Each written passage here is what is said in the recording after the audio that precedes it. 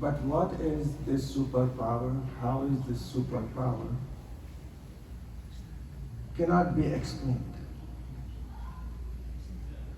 Allah is not in the universe. He is external to the universe.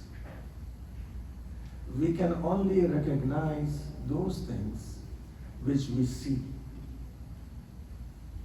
For example, if I just tell you that Bangalore, from where I am, is a city like Karachi. Or if I just tell you that Bangalore is a big city. Or I tell you that Bombay is a city offshore.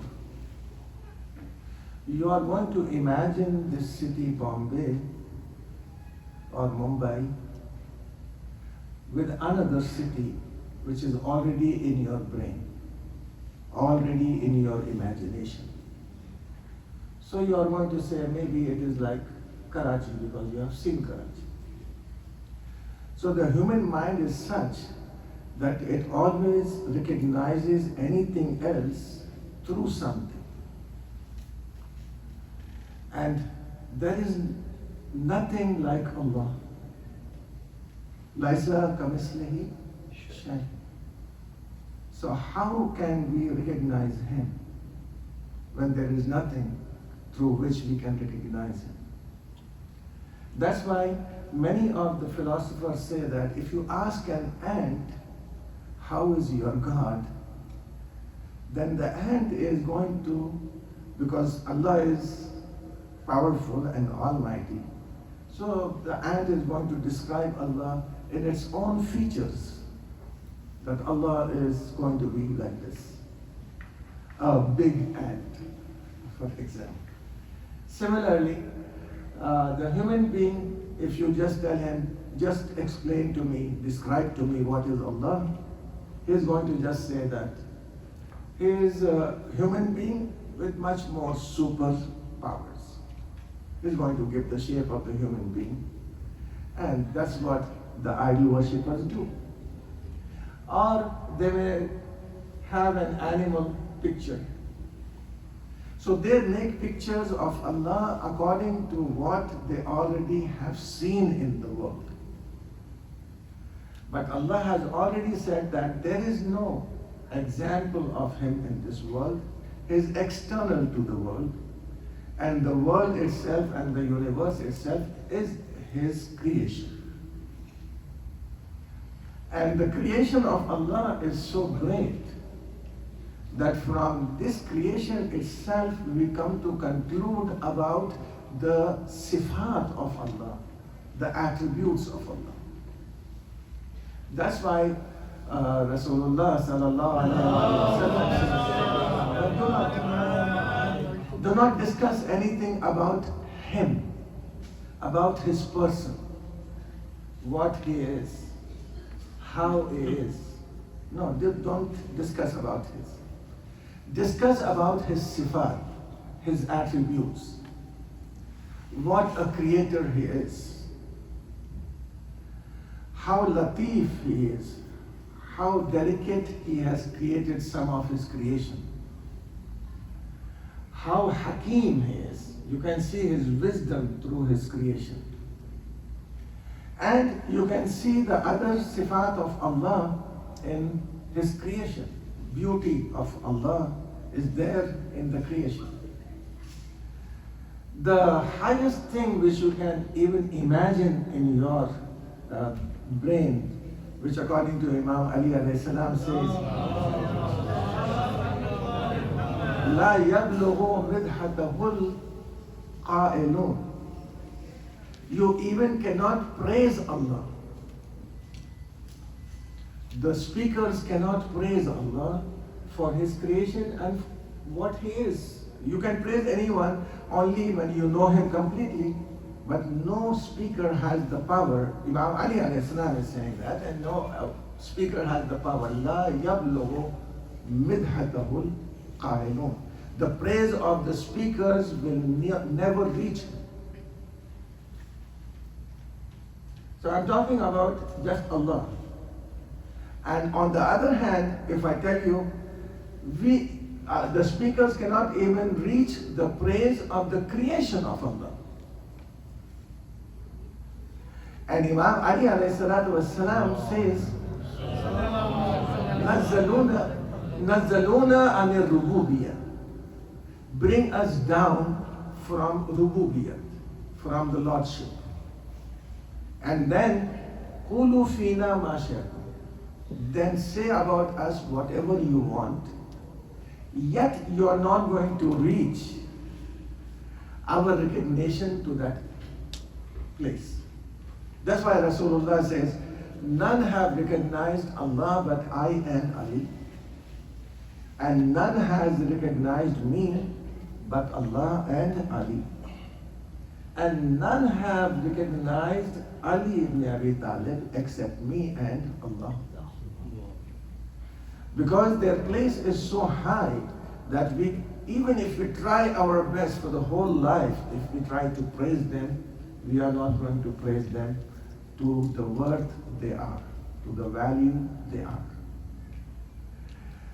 Allah has not only given signs in the universe for us to look, but also in our nafs. In our nafs, in our body, there are signs which lead us towards Allah. Many of the doctors who open the body of a human being can see these signs and they can only say, Subhanallah, Alhamdulillah, glorify it the one. Look at the most important part of the human being, that Allah had not given everything to be run by you.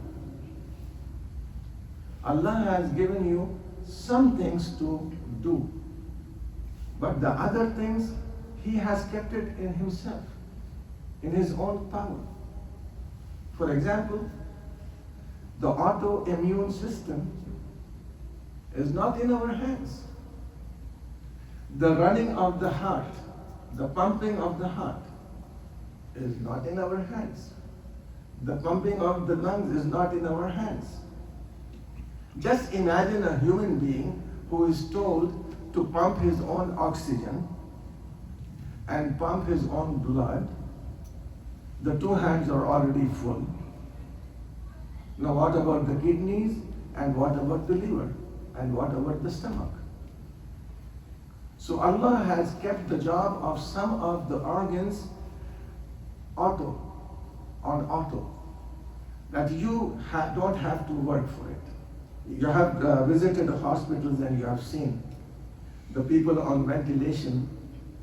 How big is the machine on which a person is kept on ventilation just for breathing purpose? And how big is the machine of dialysis,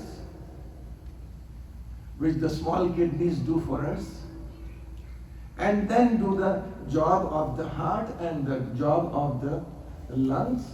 So you will not be even able to do that with machinery's help, because you are not going to be able to carry it and work. This is one of the favors of Allah upon us, that every heartbeat of ours needs a thanks to Allah, needs a praise to Allah. And every pump of the lungs needs to praise Allah. Lungs don't do one job. They don't just pump the air. They absorb the oxygen and send it to the heart. And the heart sends it to the other parts of the human being. The heart itself beats continuously the whole of our life. We don't thank Allah for that. The breathing, if it stops, we will get suffocated, and we don't thank Allah. Every cell in our body speaks about the greatness and the wisdom of Allah. One example for the youngsters, say Salat.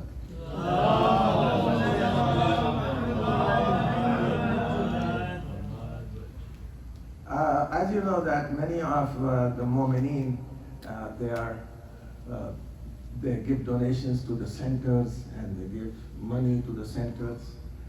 And sometimes they don't have money, so they just give one of their valuables. That this is my valuable, I don't have money, here, take this. So a moment brought and gave me a watch. The watch in a box. And I thought that it is a good watch, so I opened it and saw it was a simple watch.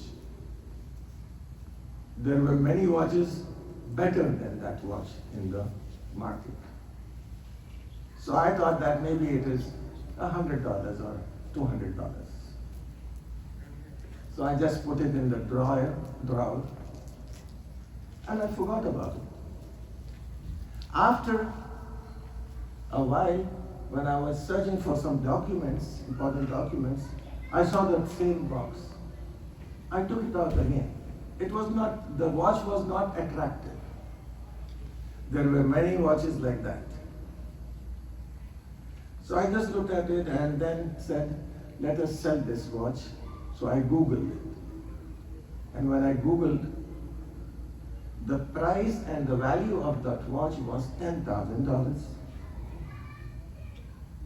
It was not attractive, it was just simple. I looked at it and said, there are many watches like that, copied, but this has a value of $10,000. What is the real reason behind it? So the real reason behind it was not the watch itself. It was the manufacturer, the creator, the maker of the watch. He was so prestigious that the value of the watch itself went up because of the manufacturer. You can call it the brand. So the piece is very simple, but the creator of it is very prestigious. So the result is that the value of that watch also increased. So I imagined and I thought that maybe we are looking simple, ordinary people, an ordinary creation. We may not have any value, but our Creator is so prestigious that because of Him, each and everyone has a great value. فَتَبَارَكَ اللَّهُ أَحْسَنُ الْخَالِقِينَ. Blessed is the one who is the best of the creators. The best of the creators by itself shows that all the others are creators, no doubt. There are creators. One who has made this chair is a creator. One who has made this mic is a creator. But the difference between Allah and them is Allah is Badi'u samawati wal ard. Badi'u samawati wal ard means He is the originator. We create things from things, but Allah creates things from nothing. So that is the difference between our creation and Allah's creation. And every part of the human being carries the fingerprints of Allah. The smallest cell in our body will speak, will tell you that it is from one God. There is no difference between the cells of the human being. It takes us towards Allah. And this taking us towards Allah by itself shows that the ayat of the Quran is very simple but yet very wise. We are going to show you the signs of Allah in your own bodies. And this body of ours, which we call it, is sometimes born or created defective. Excellent.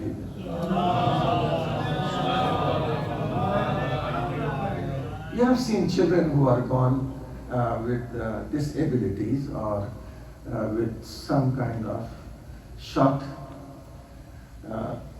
they are short of some capabilities. But Allah has gifted them some important things. I'm not going to go into that detail, but I'm going to just tell you. For example, a child is born blind, right? There is a purpose behind it. The Creator has created him blind, but there is a purpose. And what is that purpose? This child, for the rest of his life, is going to preach the thanks of Allah to those human beings who have eyes. I have not been able to explain. Whenever someone with eyes and sight is going to look at this blind child, he's going to thank Allah for his own sight. So this person who is blind is going to get rewarded for that. For example, Abu Basir came to Imam Muhammad Baqir alayhi salam. And he said these words, Ma akthar al-hajij wa ma aksar al-dajij. How much of noise is there and how much of hajis have come this year? Imam alayhi salam said, Ya Abu Basir, do you want to see? Abu Basir is blind. He doesn't have basarat, but he has basirat. The words used, look at the words. Basarat means sight. Basirat means insight. So Abu Basir has insight, but he doesn't have the sight. So Imam alayhi salatu wasalam wiped his hand on the eyes of Abu Basir, and Abu Basir says that I started to see everything. But the hajis which I saw were few, and the rest of them were animals doing the tawaf. So Imam alayhi salam said, Abu Basir, these are the human beings and mu'mineen who are doing the tawaf, and the rest of them have come for Hajj for different reasons. And so Allah has shown you this, that they are in the picture of which animal, image of which animal. Now Imam asks Abu Basir a question and says, Abu Basir, do you want to stay with the sight so that on the day of judgment you will be accounted like the other people? Or you want to go back to your blindness and Allah is going to give you Jannah? Abu Basir said, I just want to be blind. Let me go into Jannah. So those people who are with any disabilities or incapabilities, they should never think that Allah has devoid them of anything, but instead they should thank Allah that He has already gifted them the Jannah. He has already given them the Jannah. That they are very easily going to go into Jannah.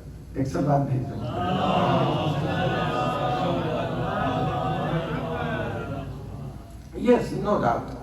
You have there a particular thing that if they don't have basarat, or if they don't have sight, they should have insight. They should have the iman, and they should have the amali saleh. Sometimes even in later period of our age, we may lose some organs, or we may lose some limbs. For that also Allah is going to give a reward. The only thing is how much patience you are going to have, or how much shukr and gratefulness you are going to have. If you are thankful and you have sabr, Allah is going to grant it. Many a times we think that, we should be like, for example, nowadays our children, they just look at the football players, or they look at the cinema heroes and you should be like that. No. You are a creation of Allah and the best in your individuality. We are the best. And that is how Allah wanted us to be, and that is how we are going to be. Now, these small rings on our finger, even for that, Allah has said that we have made for you the fingertips. We can bring you back to life with your fingertips. The fingertips are very important. They can have your whole information. And Allah says, we can do that. A question rose in my mind that how will Allah bring us back to life? And that place I started to look on the hadith, and I found a hadith from Imam Sadiq alayhi salam. Our bodies are made of clay, our bodies are made of water, our bodies are made of wind and fire. This is all going to dissolve. After 35 to 40 years, when you open a grave, you're not going to find anything, except for a few. Few who are mukhlis, you are going to find their bodies. But those who are ordinary people, ordinary mu'minin, they are going to dissolve, and you will be thankful for that. Thanks to Allah that He dissolved our body. Right? This body of ours, I was thinking, how will it come back? So Imam alayhi salatu wasalam said, even before a person dies, his nutfa is the beginning of the human being. His nutfa comes out of his body either through a tear or through his perspiration, his sweat. And that is going to be alive, and Allah is going to order that nutfa to gather all its material which has been dissolved in the earth, and the human being would rise up.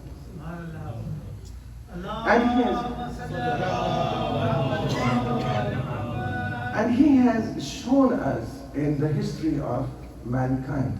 He has shown us. For example, Aziz and Uzair were two brothers, twins. They were born at one time. Aziz was not a Nabi. Uzair was a Nabi. So Uzair passed by a place where the whole city was dead, and the skeletons of the people were lying over there. Maybe 35,000 people. There was a plague or an epidemic, and all of them died. And Uzair said, Ya Allah, how are you going to bring them to life? So Allah gave Uzair death for 100 years. This is Quran. His donkey was with him, and his food was with him, tiffin was with him. After 100 years, when Allah woke him up, asked him, how many hours did you sleep? He said, maybe a day or a fraction of a day. And no, you have slept for 100 years. Ya Allah, how is that? Now look at your donkey. The donkey was not there at all. Then Allah, in front of Uzair, brought the donkey back to life. And then he told Uzair, look at your food in the tiffin. Lam yatasanna. The food was untouched, very fresh, as he has brought it. For 100 years. So the food was fresh. The donkey was a sign for Uzair to understand how Allah brings back anything to life. But I'm going to just tell you one thing, and that is that even he was next to a Nabi, the donkey had to get dissolved. And it had to be a donkey only when he is going to be resurrected. So if anyone is buried next to the Nabi, he is not going to get a high place. He is going to be raised as he is. Say As-Salawat.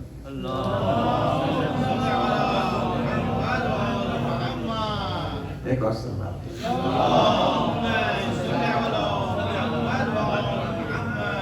So from this story we come to a conclusion. Yes, Allah has the power to bring back people to life, and with very ease. In the Surah Yasin it says, the one who has created them the first time is going to bring them back the second time. Because the first time he created us with nothing.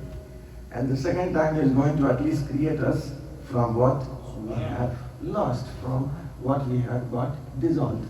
So here Imam Uzair alayhi salatu wassalam said, Ya Allah, I accept that this is how. And the whole story of Ibrahim, I don't have time, but the whole story of Ibrahim alayhi salam also tells you the fact that Ibrahim alayhi salatu wasalam, when he said, Ya Allah, I see this corpse of a human being. The animals of the land are eating half of it, and the animals of the sea are eating half of it. Kaifa tuhyi al-mauta? How are you going to bring them to life? The dead to life. So Allah told Ibrahim, go and get 4 birds and make them, ground them together for Ashra, pieces together. So Ibrahim did that. He made pieces of them and he mixed the flesh together. And Allah told him to keep the beaks of the birds in his hand and place the flesh of all the birds on 10 mountains. And when Ibrahim placed it and said, now call them. See, whenever Isa alayhi salam brought a dead to life, he used to say, Bi-Iznillah. But here Ibrahim doesn't say that. Ibrahim has already been given permission and he has to just call them. Why is this difference? Because Isa was a Ulul Azm prophet, but Ibrahim was an Imam as well. So where Imamat is, they may not say Bi-Iznillah, but they have already been given the permission. They have to just say, Bi-Izni. Stand up with my permission. It's a lot.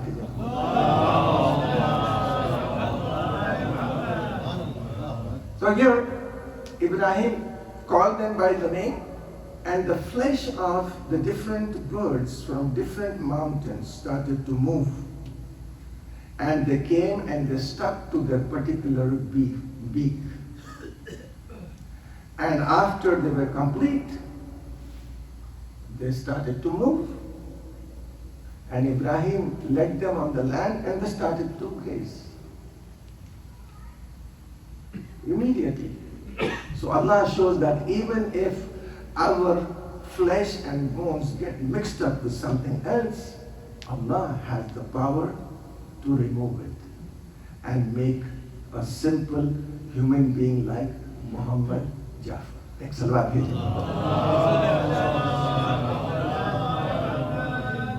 Again, once more, I'm just going to tell you that our children also carry our genes. And with the genes, they get the diseases. Right? So the doctors, when you go for the first time, they are going to ask different questions, and then they are going to ask you the history of your parents. How did they die? What was the condition? Why? Because they know that this is going to come to the child too. So many of our parents may be diabetic, and we got diabetes. What was our fault? It was not my fault.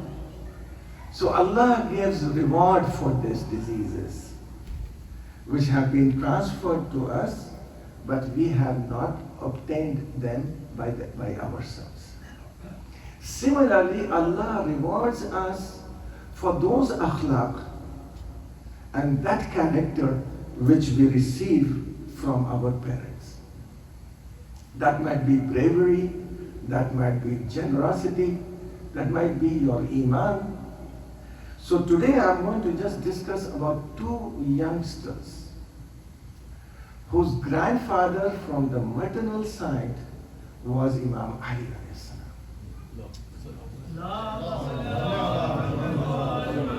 And whose grandfather from the paternal side was Jafar Tayyar. And both these are the sons of Abu Talib. And both of them are those who were the first ones to pray behind Rasulullah sallallahu alaihi wasallam. The first ones to believe in Rasulullah. Imam Ali is the bravest. And Jafar Tayyar is also the bravest. Because Rasulullah says that after his martyrdom, he's flying with wings in Jannah. And Jafar Tayyar lost his hands. Now Zainab calls, when Imam Hussain alayhi salam left Medina and went to Mecca, Abdullah came over there, and Abdullah asked Imam alayhi salam to return back to Medina as he has taken the security from the governor of Medina that no one is going to harm him. Imam rejected and said no. When Muawiyah did not fulfill the agreement with Imam Hassan alayhi salam, I don't trust that they will fulfill your agreement. So now Abdullah says that if you are sure that you are going, then take these two kids with you. And he called Zainab. Zainab thought that Abdullah is going to stop her, and immediately said, Abdullah, by the right of my mother and by the right of my father, do not stop me from accompanying Imam Hussain alayhi salam to Karbala. Said, O lady, I have not called you for this reason. I've called you for this reason that I cannot go to Karbala. So when the time comes to defend Hussain alayhi salam, then present one of the children to be a sacrifice on my behalf and one on your behalf. All of Muhammad, both of them were in Karbala. Imam Hussain alayhi salam was not given them the permission to go. But after much insistence, Imam gave them the permission. One was 12, the other one was 11. All Muhammad, so young that Imam alayhi salam put them on the saddles of the horse, and Abbas put the other one on the saddle of the horse, and they left Imam Hussain alayhi salam, and Zainab inside the camps was anxious that maybe they are going to drink water if they go to the Furat. But yet, the last thing she heard was both of them fought bravely. They killed 30 of the enemy. And when they fell down, they said, Ya uncle, oh uncle, help us. Imam alayhi salam reached with Abbas, brought the young bodies to the camps, and asked for Zainab. Zainab was nowhere to be found. She was found in her camp doing the sajda that, Ya Allah, you have accepted my sacrifice for my brother. She did not cry for her children, but she thanked Allah. And she did not cry for them even in Kufa, even in Sham. But when she reached her home in Medina and she found the room of Muhammad and the beds empty, it was then that Zainab broke down and she said, Ya Awna Muhammad, I could not even cry for you because of my brothers and because of the musibah which I was facing. Inna lillahi wa inna ilayhi raji'un. Ek salawat bhej le Muhammad. ज़्यादा time हो गया मगर ऐसा बात और नहीं। अज़ान ग्रामी बस इतना मुझे आपके सामने ये कहना है कि अगर हकीकत में देखें तो अल्लाह की निशानियां सब जगह हैं, मगर अल्लाह ने कुछ चीज़ें ऐसी बनाई हैं कि जो अल्लाह के इशारे पर चलती हैं। और अल्लाह का इशारा जो होता है वो वही के ज़रिए से होता है। जो कल मैंने आपके सामने सफीने नूह के बारे में बताया था कि अल्लाह की निशानी है।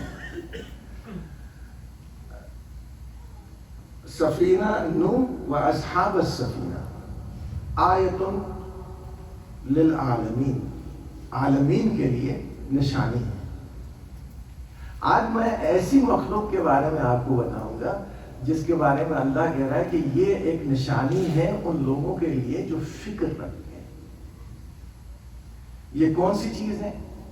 ये इंसान नहीं है, बल्कि एक छोटा सा, बिल्कुल छोटा सा परिंदा है कह लें या इंसेक्ट है कह लें, जिसको ये अल्लाह ने कहा है कि वअौहा रब्बुका इलन नहल, अल्लाह ने वही नाजिल की है नहल के ऊपर, यानी हनीबी के ऊपर, शहद की मक्खी के ऊपर अल्लाह ने वही नाजिल की। क्या वही नाजिल की? अनित्तखज़ी मिनल जिबाल बुयूतन, कि अगर उनको घर बनाना है तो पहाड़ों पर बनाए, व मिनश शजरा, या दरख्तों पर बनाए, या फिर बनाए व मिम्मा यारिशून, उन चीज़ों के ऊपर जो बुलंद होती हैं। तो अल्लाह ने उसके ऊपर वही की है कि ये काम तुझे करना है।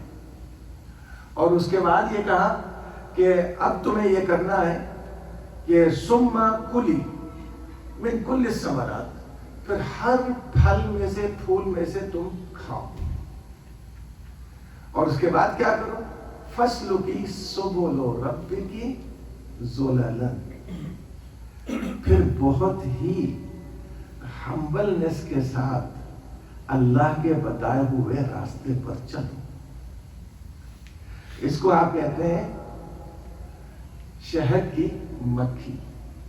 और उसके बाद क्या काम है इसका? अल्लाह कहते हैं यखरुजु मिन बुतूनिहा शराबुन मुख्तलिफुन अलवानुहा, हम उसके शिकम से एक ऐसी शराब निकालते हैं। शराब के मानी पीने वाली चीज, लिक्विड।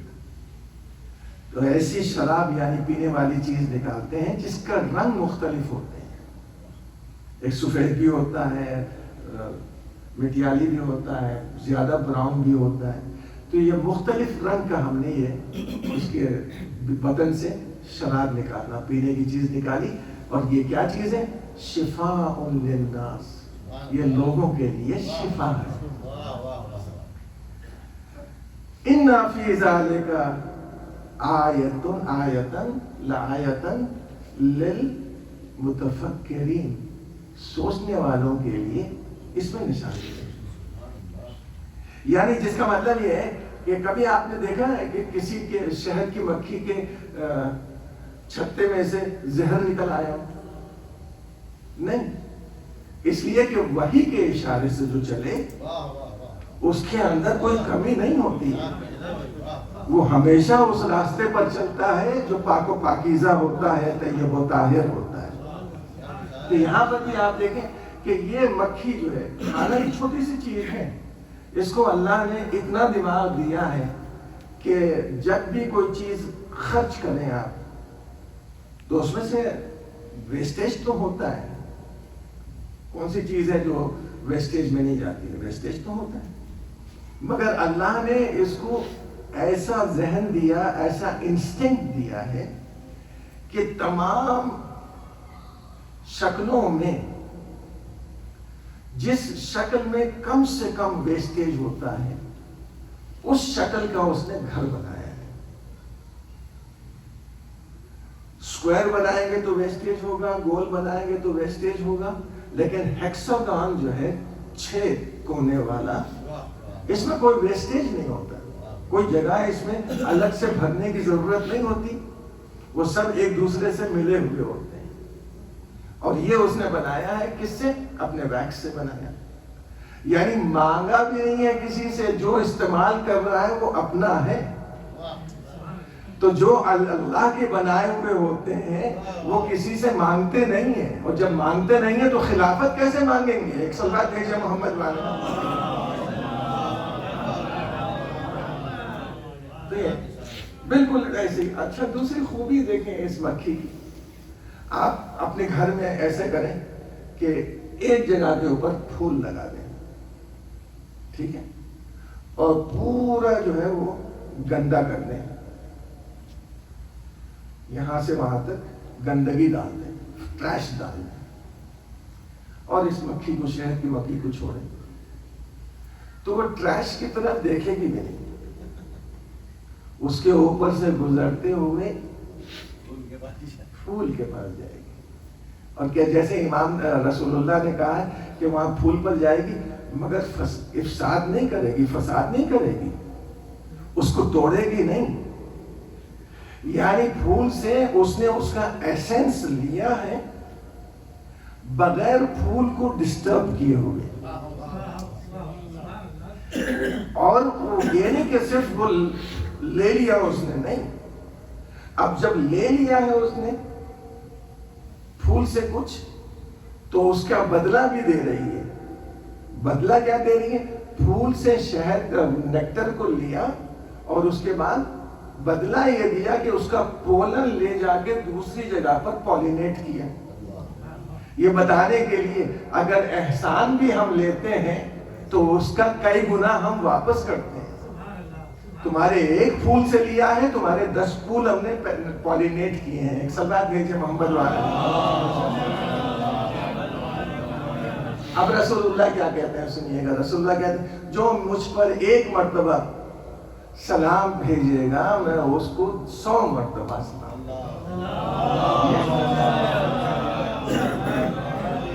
جو محمد والے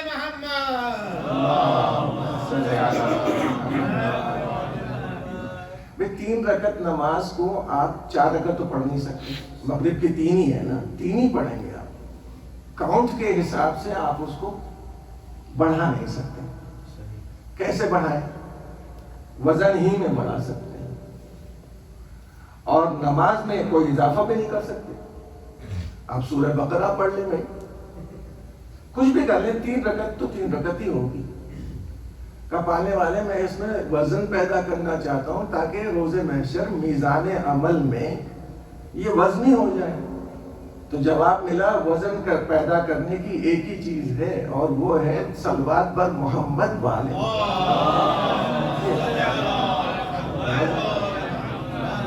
تو بہرحال تو یہ جو ہے وہ اس کی خوبی دیکھیں کہ آپ کہیں پر بھی پھول ایک رکھ دیں وہ وہیں جائے گی پھول کی طرف، کسی اور غلاظت کی طرف اس کی نگاہ بھی نہیں جائے گی، اور وہاں سے بغیر ڈسٹرب کیے ہوئے پھول سے نیکٹر لے کے آئے گی اور وہاں اپنے گھر پہنچا دے گی.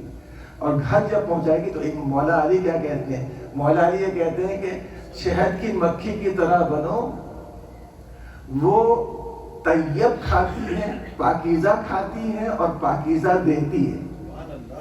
دونوں جو ہے وہ پاکیزگی ہیں، لیتی بھی پاک ہے اور دیتی بھی پاک ہے. اور جتنی چیزیں وہ دیتی ہے شہد کی مکھی سب کی سب جو ہے مفید ہیں. شہد کی مکھی شہد مفید، شہد کی مکھی کا ویکس مفید، رائل جیلی مفید، پولن بریڈ مفید. یعنی اس کے چھتے سے لے کر جتنی چیزیں اس کے اندر ہیں وہ سب کے سب مفید ہیں. یہاں تک کہ اس کا زہر بھی جو اس کے ڈنک میں ہوتا ہے وہ بھی مفید ہے، وہ بھی جو ہے انفلیمیشن کو ختم کرتا ہے۔ تو امام چھٹے امام کہتے ہیں کہ ہمارے مومن کی مثال ایسی ہے جیسے شہد کی مکھی، وہ جہاں بیٹھ جاتا ہے اس کے بیٹھنے سے فائدہ ہوتا ہے، جہاں آپ کی صحابیت آپ کے ساتھ رہتا ہے اس کے ساتھ رہنے میں فائدہ ہے، اور آپ سے بات کرتا ہے تو اس کی باتوں میں فائدہ ہے۔ تو چونکہ مومنین جو ہے وہ شہد کی مکھی کی طرح ہے، تو شہد کی مکھی جو ہے وہ صرف ایک ہی کی اطاعت کرتی ہے، اور وہ ہے کوئین بی۔ کوئین بی کو آپ وہاں سے نکال کے کہیں اور رکھ دیں، پوری مکھیاں وہاں پہنچ جائیں گی، کوئین بی کو نہیں چھوڑتی۔ اس کو کہتے ہیں یاسوب۔ مومنین کے لیے یاسوب ہے مولا کائنات،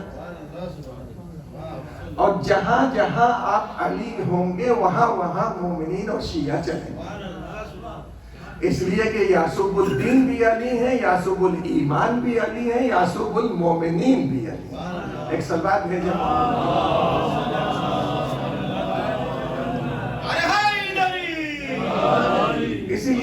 اسی لیے کہتے ہیں مولا کا ایک لقب یہ بھی ہے امیر النحل۔ امیر النحل یعنی مومنین کے چھتے کے امیر، کہ جہاں پر اب کوئین بی کو کیسے پہچانتے ہیں؟ یہ مکھیاں جو ہے کوئین بی کو کیسے پہچانتی ہیں؟ ان کے فیرومونز ہوتے ہیں۔ یہ سب بزرگ جہاں بیٹھے ہوئے ہیں سائنس پڑھے ہوئے، میں غلطی کروں گا تو پکڑ لیں گے۔ تو یہ فیرومونز ہوتے ہیں، اور وہ کوئین بی نکالتی رہتی ہے اپنے اندر سے، اور یہ مکھیاں اس کو سونگتی ہیں، اس کو محسوس کرتی ہیں اور وہیں پہنچ جاتی ہیں۔ ٹھیک ہے، ہم کیسے پہچانے کہ علی کہاں ہے؟ ولایت کی خوشبو مولا کائنات کی جہاں جہاں ہمیں محسوس ہوتی ہے، مسجد میں محسوس ہو تو مسجد پہنچ جاتے ہیں، امام بارگاہ میں محسوس ہو تو امام بارگاہ میں پہنچ جاتے ہیں، گھروں میں محسوس ہو تو گھروں میں پہنچ جاتے ہیں۔ اور ایک بات اور آپ سے بتا دوں، میرے ایک استاد کہہ لیجیے یا جان پہچان کے عالم تھے، وہ طب بھی جانتے تھے۔ آپ جانتے ہیں حکمت حکیمی ذرا مشکل علاج ہے وہ، اور جب تک کوئی آپ کو بتائے نہیں کہ یہ کس چیز کا پتا ہے آپ کی سمجھ میں نہیں آئے گا۔ ان کے اندر خوبی یہ تھی کہ اس کو مسل کے سنتے تھے، سن کے بتا دیتے تھے کہ یہ اوریگانو ہے، یا یہ فلاں ہے، یہ فلاں ہے، یہ فلاں ہے۔ میں نے کہا بغیر مسئلے ہوئے بتا دیں؟ کہا نہیں، جب مسلتے ہیں تو خوشبو زیادہ ہو جاتی۔ ٹھیک ہے، آم جو ہے، آم کا درخت کا پتا اگر آپ نے دیکھا ہے تو وہ دیکھتے ہی آپ سمجھ جائیں گے کہ یہ آم کا پتا ہے، اس لیے کہ پتا پکار پکار کر کہتا ہے کہ میں آم کا ہوں۔ آپ اس کو روک نہیں سکتے، جہاں بھی وہ ملے گا آپ کہیں آم کا پتا، آم کا پتا۔ ٹھیک ہے، کہا کہ سورج شکل بتا دے گی کہ یہ علی والا ہے، جیسے آم کا پتا بتاتا ہے کہ یہ آم کا ہے۔ کہا آپ رگڑ کے دیکھیں خوشبو کیسی ہے، کہا یہ بھی آم کی ہے۔ ذرا کیریکٹر پرکھ کے دیکھیں، مسل کے دیکھیں، تو پھر پکار کر کہے گا کہ یہ علی والا ہے۔ تو جیسے آم کا پتا علی علی کہتا ہے، علی کے چاہنے والوں کو روک، آم کا پتا آم آم کہتا ہے، ویسے ہی علی والوں کو چاہے کتنا ہی دنیا روکے وہ اتنا ہی علی علی کریں گے، اور اگر مسلنے کی کوشش کریں تو خوشبو اور بڑھ جائے گی اور علی کا نعرہ اور زیادہ ہو جائے گا۔ یہ ایک مثال آپ کے سامنے دی ہے۔ دوسری مثال آپ کے سامنے میں دے دوں اور بات تمام کروں، اور وہ یہ ہے کہ ایک ہے آپ کے گھر کی مکھی، فلائی جسے کہتے ہیں. فلائی کی خوبی یہ ہے کہ آپ کتنا ہی اس کے سامنے خوشبودار چیزیں رکھیں, اچھے سے اچھا پکوان رکھیں, وہ اس کے اوپر بیٹھے گی نہیں. پھول ہی پھول ہے, باغ میلوں باغ ہے پھول, اور اس کے بعد جو ہے کہیں ٹریش پڑا ہوا ہے تو وہ سیدھے ٹریش پر جائے گی, تو یہ وہاں جا کر بیٹھے گی. اسی طرح سے انسان کے بدن میں ہر جگہ خوشبو ہے, ایک جگہ پر جو ہے وہ زخم لگا ہوا ہے, پیپ نکل رہی ہے, وہ سیدھے وہیں. یعنی یہ وہ مکھیاں ہیں کہ جو برائی تلاش کرتی ہیں. شہد کی مکھی وہ ہے جو اچھائی تلاش کرتی ہے. دوسرے الفاظ میں پلٹ کر میں کہوں کہ شہد کی مکھی پازیٹیو ایٹیٹیوڈ سکھاتی ہے, اور فلائی جو ہے وہ نیگیٹو ایٹیٹیوڈ سکھاتی ہے.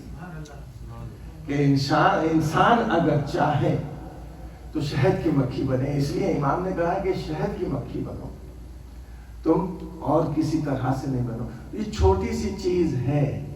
اگر پرندے جان لیتے, پرندے اگر یہ جان لیتے کہ اس کے اندر کیا کیا خوبیاں ہیں, تو پھر کوئی زندہ نہیں چھوڑتا. پرندے اس کو کھا جاتے, اس کے پیٹ میں شہد ہے, شفا ہے, تو ہر پرندہ اسی کے اوپر دوڑتا. حالانکہ سب سے کمزور ہے, مگر ہر پرندہ اس کو کھا لیتا. یہ اللہ نے چھپا کے رکھا ہے پرندوں سے کہ یہ اس کی خوبی نہ جانے. تو اب امام کہتے ہیں ہمارے شیعوں میں وہ خوبی ہے اور وہ چھپائے ہوئے ہیں کہ اگر لوگ جان لیں تو ان کو اپنی زبانوں سے کھا جائیں. جملہ سنیے, امام کا جملہ ہے, اپنی زبانوں سے کھا جائیں. تو پوچھا راوی نے کہ یہ اپنی زبانوں سے, کہا اتنا ان کو بدنام کریں اور اتنا ان کو ستائیں زبان سے کہ شیعہ پریشان ہو جائیں. لہذا شیعوں کو چھپانے کے لیے ہم نے تقیہ دیا ہے. ہمارے دل میں جو محبت علی ہے, اگر دشمن جان جائے تو ہمیں زندہ نہیں چھوڑیں. یہ تو مولا کا فضل ہے کہ ہم ذرا چھپے ہوئے ہیں, باوجود اس کے ہمیں مارا جاتا ہے, باوجود ہمارے لیے ہمیں تلاش کیا. نہ صرف یہ کہ ہمارے دلوں میں محبت علی چھپی ہوئی ہے, بلکہ ہمارے دماغوں میں اور ہمارے خیالوں میں اور ہمارے امیجنیشن میں معرفت علی ابن ابی طالب چھپی ہوئی ہے. ایک صلوات بھیجیں محمد. ایک مثال اور آپ کے سامنے دے دوں. عزیزان اکرامی, اللہ کی معرفت تو ہم حاصل نہیں کر سکتے. کیا آپ معرفت حاصل کر سکتے ہیں اللہ کی؟ نہیں. رسول اللہ کی معرفت آپ تھوڑی بہت حاصل کر لیں گے. اب رسول اللہ بھی نہیں ہے, تو اب کون ہے جس کے ذریعے سے ہم رسول کی بھی معرفت حاصل کریں اور اللہ کی بھی معرفت حاصل کریں؟ تو یہ حدیث ہے رسول اللہ کی, من مات ولم یعرف امام زمانہ مات میتۃ جاہلیہ. جو نہ پہچانے اپنے وقت کے امام کو, وہ کفر کی موت مرتا ہے. کفر کی موت مرتا ہے, جاہلیت کی موت مرتا ہے, یعنی کفر کی موت مرتا ہے, جاہلیت کے زمانے کی موت.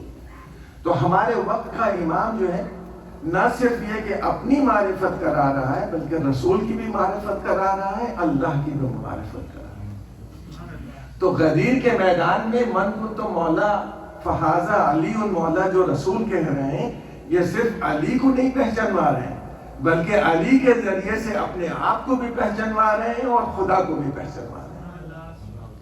اور جب پہچاننے کی بات آتی ہے تو انسان صورت ہی سے پہچانا جاتا ہے. آپ کی صورت, میری صورت, اگر صورت ہٹا دیں تو پہچاننا مشکل ہے. آج کل ہے شاید کچھ لوگ صورت بدل دیتے ہیں, نہیں, صورت بدلنے والے کمپنیاں ہیں نا, میک اپ کمپنیز بھی ہیں. ہاں, میک اپ کمپنیز ہیں کہ گئی تھی اندر جو ہے وہ کالی اور نکلی ہے گوری, یہ بدل دیتے ہیں صورت شکل, تو پہچاننا مشکل ہو جاتا ہے. صورت جو ہے مین ہے پہچاننے کا ذریعہ. تو اسی لیے علی کو وجہ اللہ کہا ہے کہ اگر اللہ کو پہچاننا ہے تو علی کے چہرے کو دیکھو. علی کے چہرے کے ذریعے سے اللہ کی عبادت ہوتی ہے.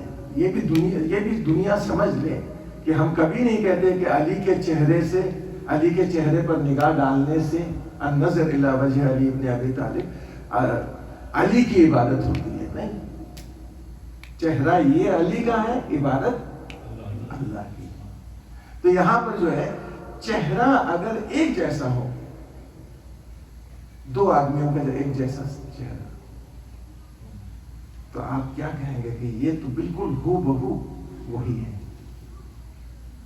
اللہ نے حسین منی وانا من الحسین کی تشریح اس طرح سے کی ہے کہ رسول کے آغوش میں حسین دیا ہے اور حسین کی آغوش میں شبیہ رسول دیا.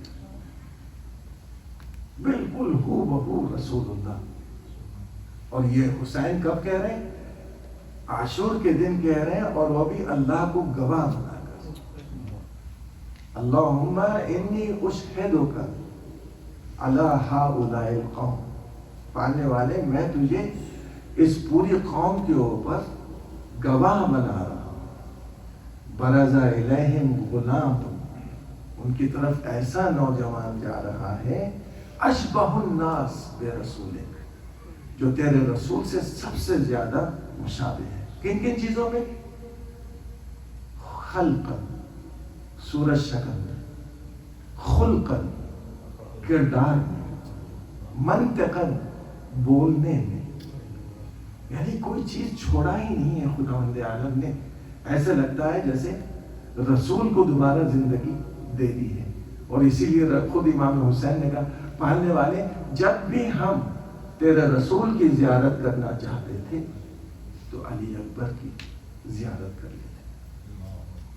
اب وہ ایک کے بعد ایک جب میدان کربلا میں اصحاب شہید ہو چکے اور اصحاب کے بعد بنی ہاشم کی باری آئی اور ایک ایک بنی ہاشم بھی میدان میں جانے لگے، تو آخر میں علی اکبر آئے اور کہنے لگے کہ بابا دل تنگی کر رہا ہے، میرا دل تنگ ہو گیا ہے ان لوگوں کے تانے سن سن کر، اب مجھے بھی جانے کی اجازت دیں. حسین نے ایک مرتبہ کہا، بیٹا تمہاری پھوپھی نے تمہیں بچپن سے پالا ہے، جاؤ اپنی پھوپھی سے اجازت لے لو. حسین علی اکبر خیمے میں آئے اور حسین پشت خیمہ پر پہنچے اور پہنچنے کے بعد کہا، اے زینب علی اکبر بہت ہی شیریں سخن ہے، علی اکبر بہت میٹھی گفتگو کرتے ہیں. بس یہ جملہ سن کر زینب خاموش ہو گئی. علی اکبر نے آہستہ سے کہا، پھوپھی اماں اب مجھے بھی جانے کی اجازت دیں. کہا کہ بیٹا کیسے اجازت دے دوں، تمہیں بچپن سے پالا ہے. ایک مرتبہ علی اکبر نے دیکھا پھوپھی کی طرف، کہا، پھوپھی اماں روز قیامت میری دادی ہوں گی؟ کہا کہ ہاں بیٹا فاطمہ ہوں گی. کہا کہ روز قیامت آپ بھی ہوں گی؟ کہا کہ ہاں میں بھی ہوں گی. ایک مرتبہ علی اکبر نے کہا کہ پھوپھی اماں اگر میری دادی نے آپ سے پوچھا کہ اے زینب تجھے میرا لال حسین پیارا تھا یا اپنا لال علی اکبر پیارا تھا تو کیا جواب دیں گی؟